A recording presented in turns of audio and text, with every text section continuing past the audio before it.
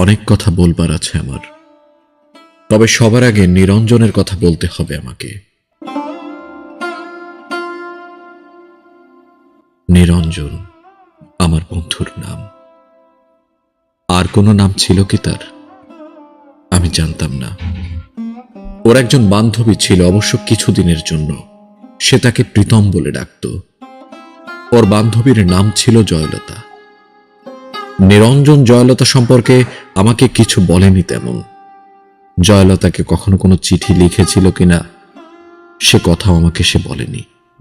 তবে জয়লতার চিঠি আমি দেখেছি। একটা চিঠি ছিল এরকম: প্রীতম, সময় গড়িয়ে যাচ্ছে। তুমি বলেছ এখন দুঃসময়, কিন্তু আমি জানি সব সময় সুসময় যদি কেউ ব্যবহার করতে জানে তাকে। আমি বুঝি বেশি দিন নেই। যদি পারো এক্ষুনি তুলে নাও, নইলে অন্য পুরুষও ছিপড়ে খাবে আমাকে।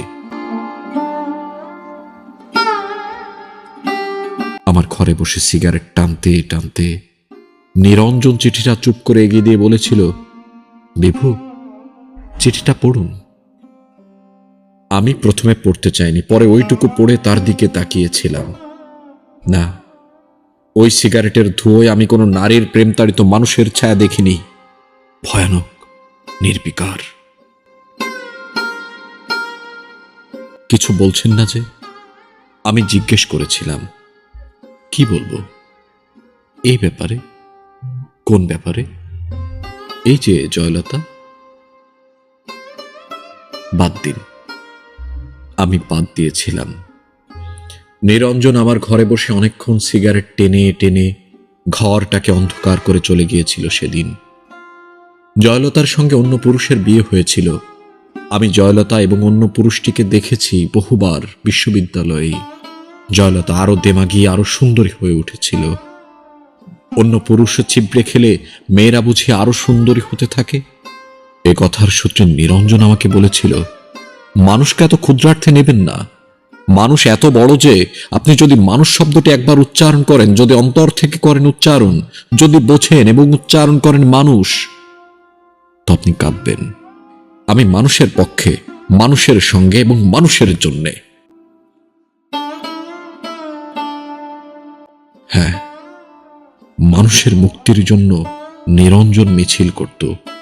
আমি শুনেছি নিরঞ্জন বলছে, তুমি দুষ্কৃতী মারো, বাঙালি মারো, হিন্দু মুসলমান মারো, গেরিলা তামিল মারো, এভাবে যাকেই মারো না কেন, ইতিহাস লিখবে যে এত মানুষ মরেছে। বড় করুণ এবং বড়ই দুঃখজনক। শক্তির সপক্ষে তুমি যারে মৃত্যুর কথা উল্লেখ করে উল্লাস করো না কেন, মনে রেখো মানুষই মরেছে। এই ভয়ানক সত্য কথা নিরঞ্জন বলেছিল। মিছিলে হাত উঠিয়ে বলেছিল, এভাবে মানুষ মারা চলবে না, মানুষকে বাঁচতে দাও। নিরঞ্জন আমার বন্ধু। নিরঞ্জন বাঁচেনি। তার উদ্যত হাতে লেগেছিল মানুষের হাতে বানানো বন্দুকের গুলি। বুকেও লেগেছিল, যেখান থেকে মানুষ শব্দটি বড় পবিত্রতায় বেরিয়ে আসত। সে লাশ, আমার বন্ধু নিরঞ্জনের লাশ। আমি দেখেছি রক্তাক্ত ছিন্ন ভিন্ন লাশ। মানুষ কাঁধে করে তাকে বয়ে এনেছিল মানুষের কাছে। জয়লতা সে লাশ দেখেছিল কিনা সে প্রশ্ন উঠছে না। দেখলেও যদি কেঁদে থাকে সে প্রকাশ্যে অথবা গোপনে, তাতে নিরঞ্জনের কোনো লাভ হয়নি। মানুষ কেঁদেছিল, আমি জানি, তাতে নিরঞ্জনের লাভ ছিল। নিরঞ্জন প্রমাণ করতে পেরেছিল গতকাল মিছিলে আইন অমান্যের অভিযোগে যে দুষ্কৃতী মারা গিয়েছে তার নাম নিরঞ্জন। সে আসলে মানুষ।